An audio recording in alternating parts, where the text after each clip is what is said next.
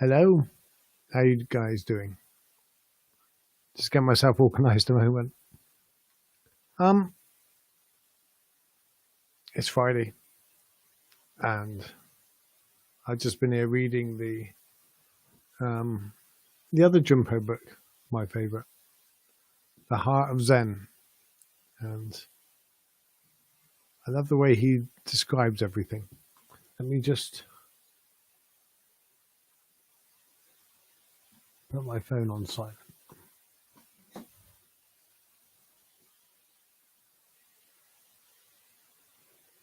God, if only we could do that to our mind for 10 minutes. Well, really, not put our mind on silence, just flip a switch to go, happy thoughts for the next 20 minutes. Would you ever turn the switch back to unhappy thoughts?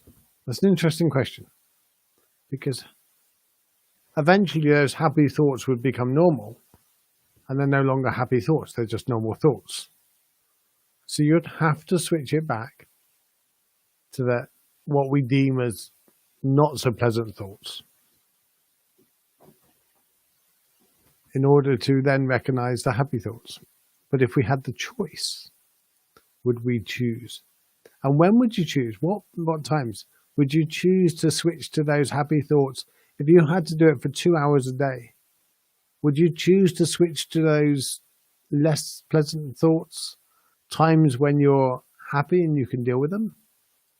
Or would you do it when you're already there on the unpleasant? Interesting question. It leads to the fact that we're okay with both. Become okay with both thoughts. Hi, Cheryl. Hi, Jenny. I haven't got back to your message. And in answer to your message, yeah, it sucks down here at the moment as well. I'm just staying in, trying to stay safe, and just trying to get the vaccine as soon as possible. Hi, Annette. Hi, Laura. Hi, Karen. Hi, Shelley. If you didn't, you wouldn't enjoy the happy ones. You wouldn't know the happy ones, would you? Another interesting question that someone put to me a few months ago. God, months ago. What's months ago? It felt like 3 weeks ago. And they said, I often look at my life and I wonder, maybe I've already had a life before and I got to the pearly gates or wherever there. And they said, well, we have a choice. You can go back and you can live your life again. But this time you have to choose which level of difficulty you're going to choose. Really simple, easy. You're going to be rich. You're going to have everything you ever wanted. You're not going to desire anything. You're not going to have any health issues or anything. Or you can have a normal life where it goes up and down. Or have a life that's tougher, but it's rewarding. Which would you choose? Or maybe very often people would choose the latter because they go, do you know what? I do want a tougher life because I will appreciate it even more. I've just noticed the share stream button. I'm going to see what that does in a minute.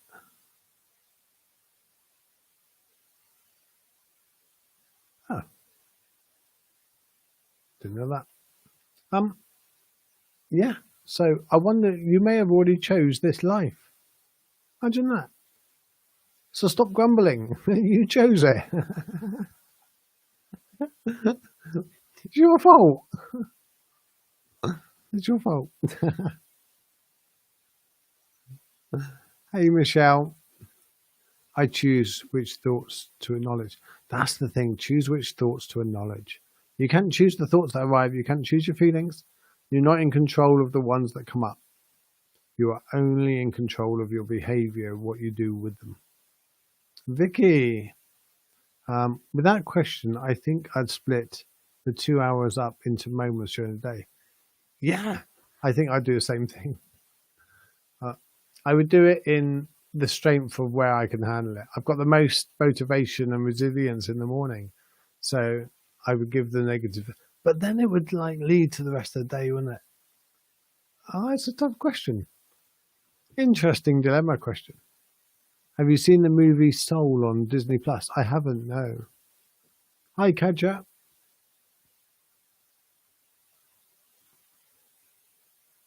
Hey, Tina, Stevie, and everyone. Nice to catch you live.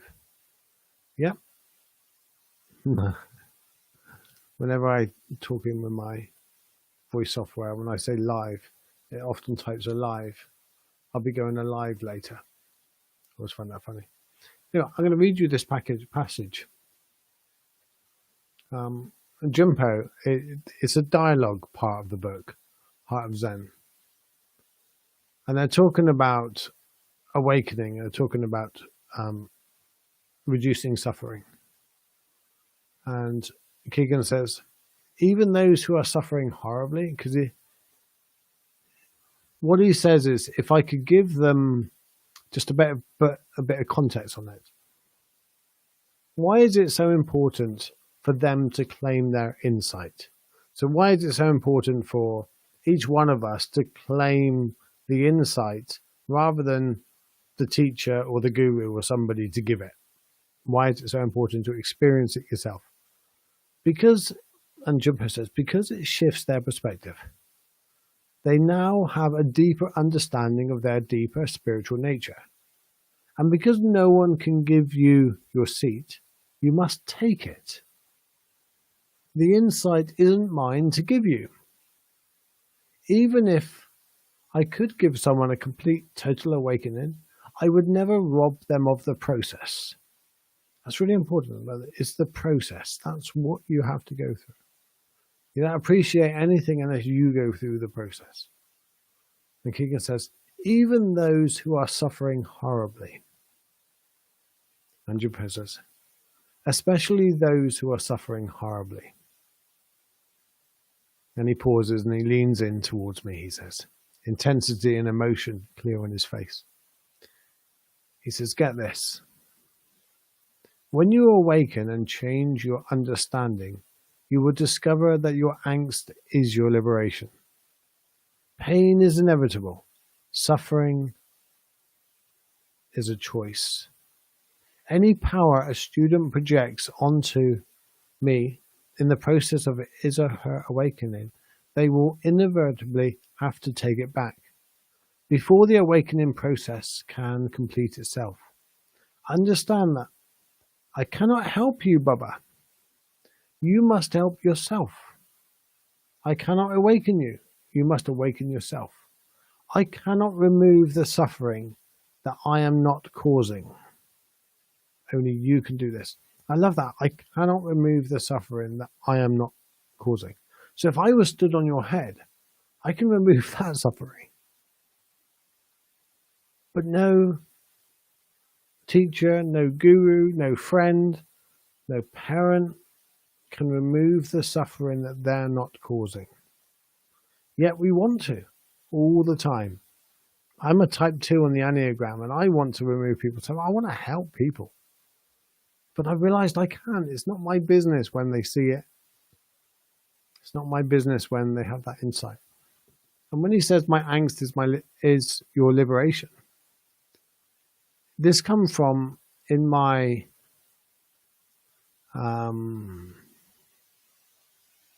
which book was it?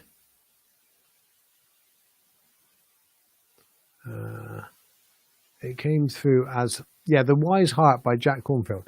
Because I get a read wise. So every morning I get an email that sends through 6 or 7 highlights from the books I've highlighted on the Kindle. And it's just so nice to read through. Book highlights that I've read years ago on the Kindle. It's called Read Wise if you want to check it out. And The Wise Heart, Jack Kornfield. So just as the great oceans have but one taste, the taste of salt, so do all of the teachings of the Buddha have but one taste, the taste of liberation. I love that. I love that. The taste of liberation. It's not to get rid of pain. It's not to tell people how to live their life or what they should do, a certain amount of earning, a certain kind of house and car, family, where to live, what country to be in. It's freedom within to not suffer with whatever's going on outside and within. The Wise Heart by Jack Cornfield, brilliant book, really, really nice book, really quite an easy read. Highly recommend it. Hi, Kate. Instead of why me, say why not me? Yeah, that's good. I like that. And Betty, amen. Yeah. Good morning. I'm heading out. I may have to replay, but I'm here for the moment. You're right on topic again. I'm only on topic because I'm talking about my suffering. I'll be honest with you. I'm just trying to find my reduction in suffering, and you guys are nicely helping me do that.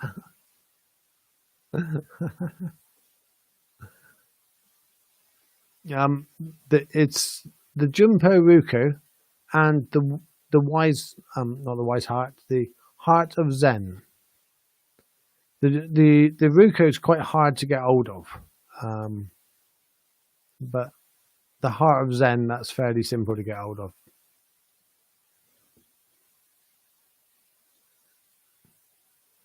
I'm thinking about doing a retreat with Junpo and all this weekend, but I'm not sure if I can afford it.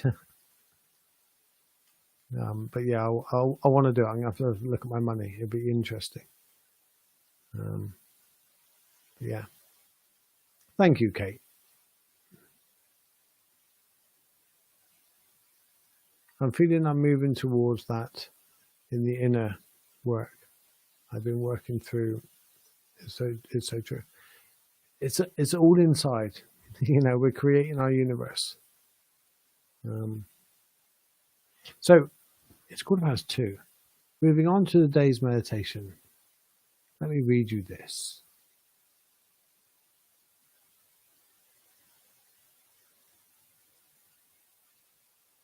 This tiny little truth.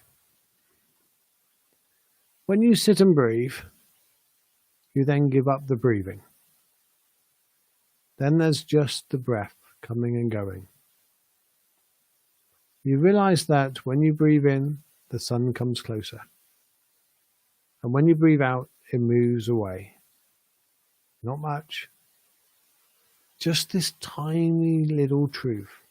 This example of the interconnectedness. Everything dances perfectly with everything else. There's never been an argument. The breath comes in and out. Let go of effort. If you can't, then have structure and instructions, and that's what we're going to do. If you can't stay with the breath, then count the inhalations and exhalations for a cycle of 10. The more you get the mind to do, the easier it is to stay put. You can make this as complicated as you like. I like that. Oh, we'll do that, all right. So, right, let me get my bowl. And we're going to count to 10. Easy. And we're going to do it like we've never done it before. Beginner's mind.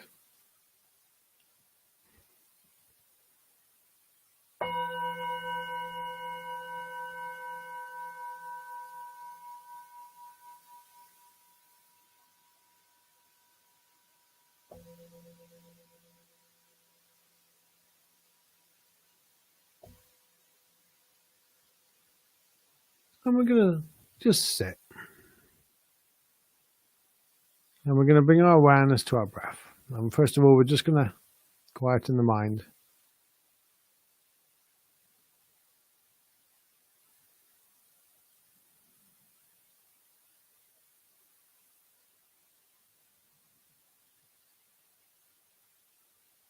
And we quieten the mind by and go into the body. What's going on in my body right now? What's going on in the body?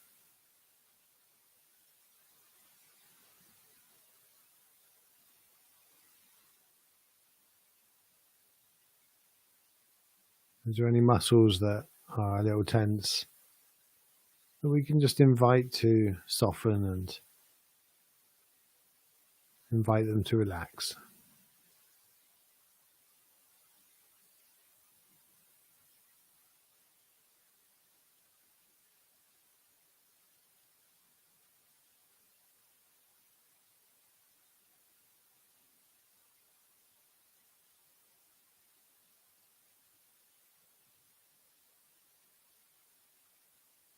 Now, as we relax into this moment a little more, we'll just relax the face. Allow the eyes to relax, your cheeks. You can gently close your eyes if you choose.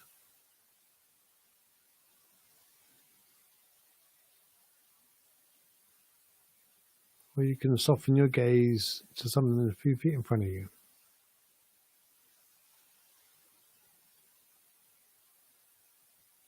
So keep the back of your eyes relaxed, your cheeks, and your neck and your shoulders. Just you're inviting them and you're allowing them to, instead of being alert, they're just there.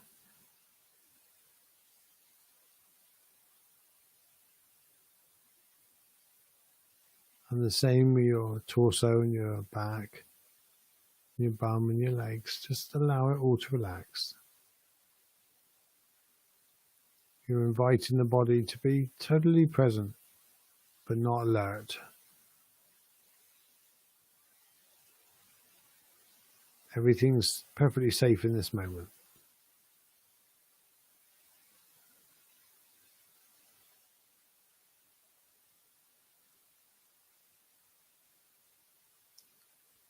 You don't have to do anything in this moment.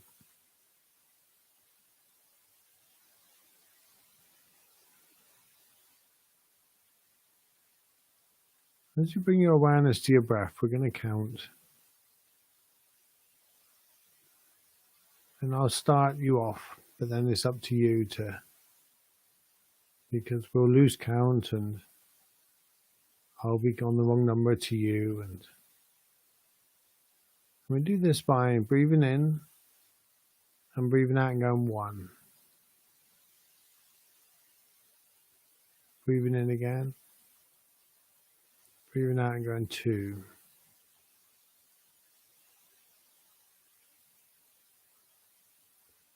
Breathing in 3.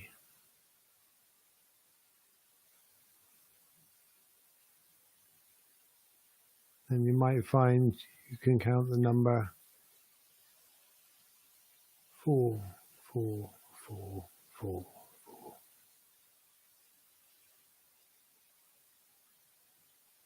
And continue till you get to 10. And then restart.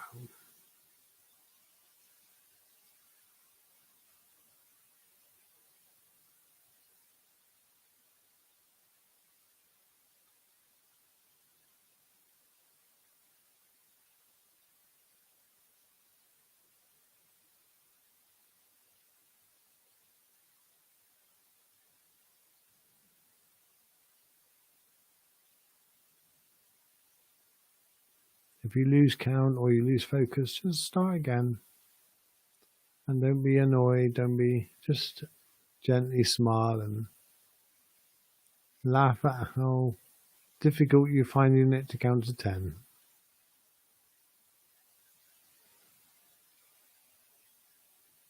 There's nothing to be annoyed about. It's harder than we think.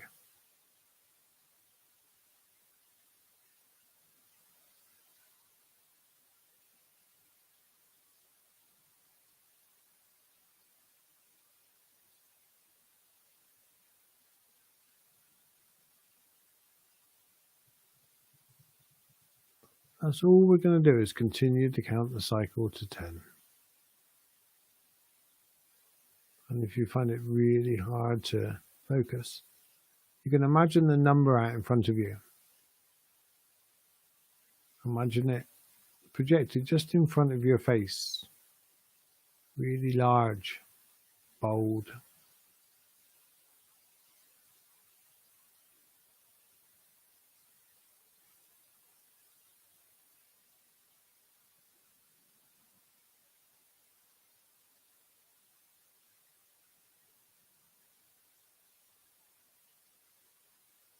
There's nothing else to do but just count.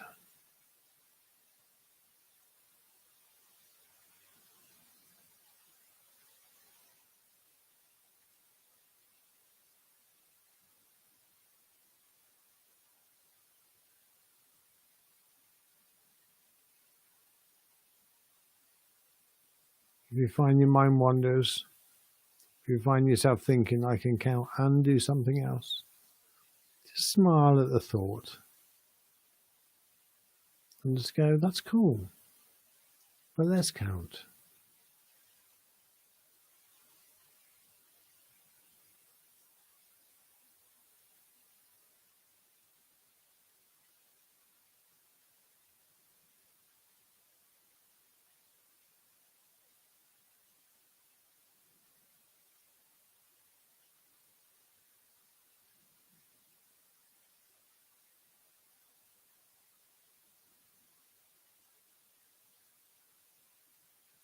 You'll find your mind keeps wandering in.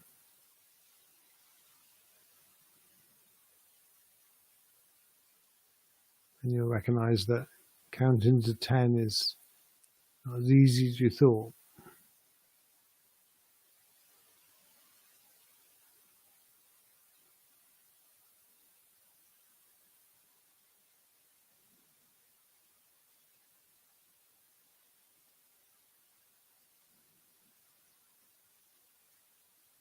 And as you're still counting, recognizing the peacefulness of this moment, the calmness of this moment.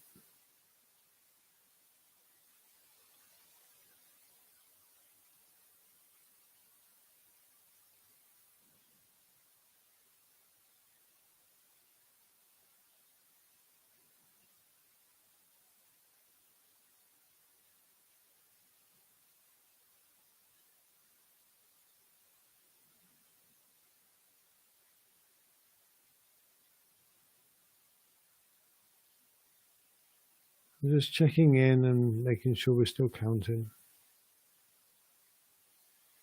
And at some point we could stop counting and just be aware of every breath.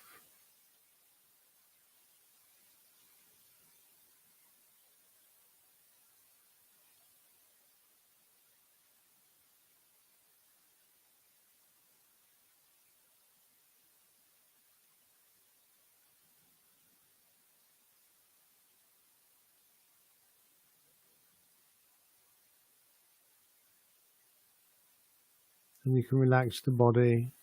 Maybe there's some tension come back. It's always worth checking in every now and again.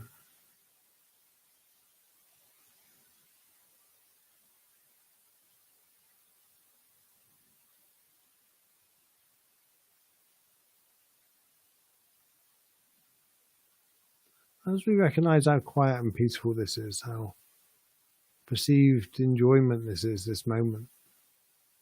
And we'll bring this back to us for the rest of the day. And we did this. You did this. You sat in this joy, this quietness.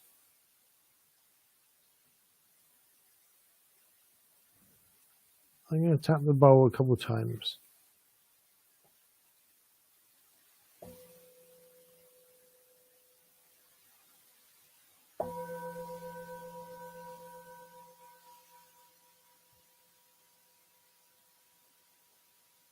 How did that go? It's about 12 minutes. And how many of you counted to 10 and never lost count? So I found a bit of toast on my hand. It's a bonus.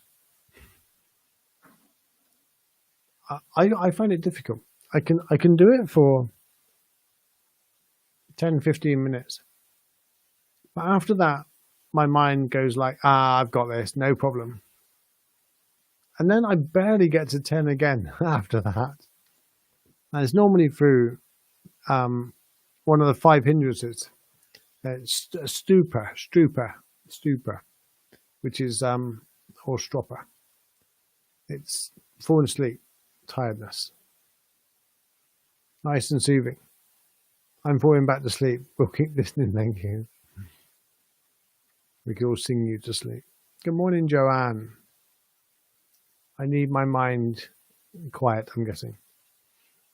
No, you probably just need your mind to have nicer thoughts, different thoughts. Just talking to my friend about that.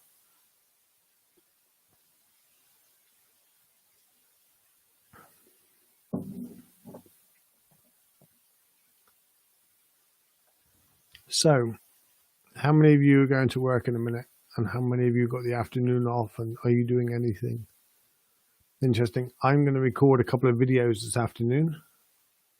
On camera. Well, so I'm going to edit them. I got to put up my podcast. My podcast is talking about getting out of your comfort zone. And one of the easiest ways of getting out of your comfort zone.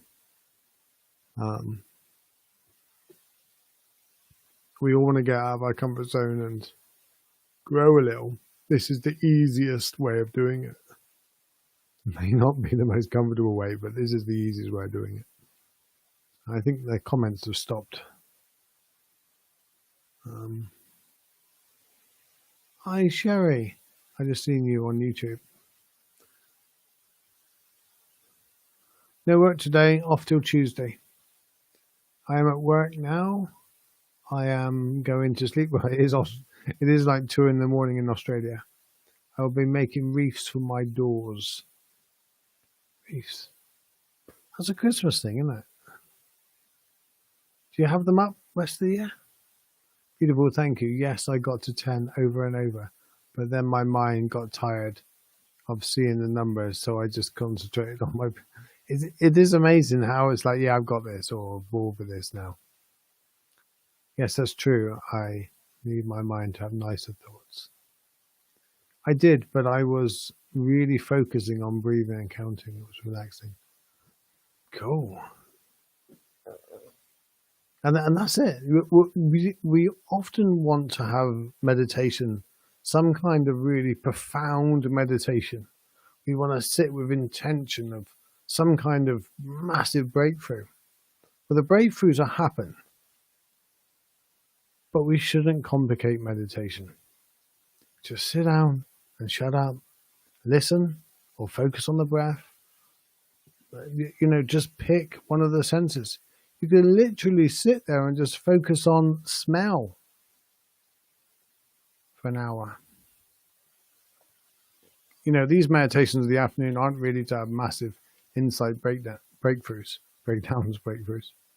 They're just to give a little time out and to give you little pointers to what you should be doing for longer periods later, or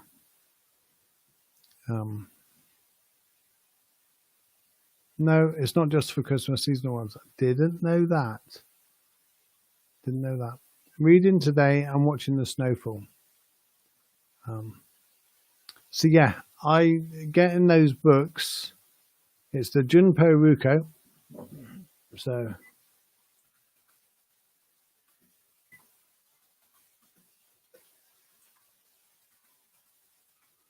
Ruko. And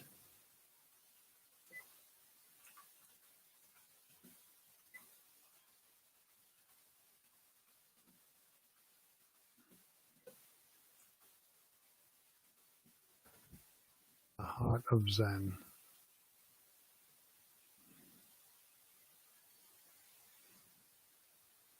Two different books. It's put them on the same line, but oh, I like that. I have essential oils. I can do with that. Yeah. And that's it. And when you're smelling oils, instead of sitting there going, oh, that's a nice smell. What can you smell? Does the smell vary? Does it get stronger? Does it get less? What if you breathe in slower? What the different parts of your nose? What about the end of your nose? What about deep in your nose? All the different things. Really be curious about the oil. Can you tell the difference between all the different smelling flavors of the oil? Can you tell the difference between what the type of flowers might have been in the oil, where they come from? Really go really deep into it. Just really be curious about every aspect of the oil. It's the same as when we're watching candles. You know, don't just look at the candle. Really look at the candle and the light the candle gives around. The way that the flame moves. Does the flame move part of your breath? Does it, does the flame expand and contract? What's affecting the candle? Is it constant? Is the wick constant? Is the all of those different things? Favorite oils are eucalyptus and lavender.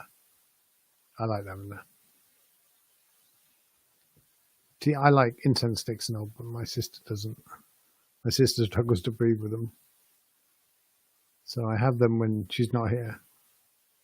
She's one of my carers, that's why I mentioned that. Well, some people can. Yes, thank you. I would do that, and with candles, yeah.